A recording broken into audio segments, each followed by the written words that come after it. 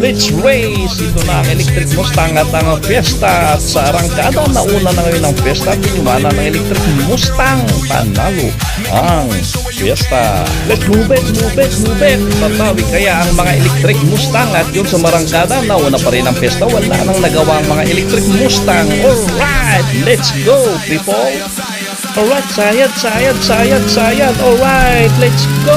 Shake it, Mustang. Go and go. Ngayon, umarangkada ng husto ang Mustang panalo sa shake it, baby. Tatapusin na nga ba ng Electric Mustang ang kanyang katunggaling focus? At tignan natin, hindi na nga nakapokus ang kanyang ayun, panalo ang Electric Mustang at nilampaso ang focus. Ito na ang dalawang panalo sa magkabilang kupunan at yan umarangkada ang Fiesta at iniwan na ang Electric Mustang at yun hindi pa rin nakatakas ang Fiesta.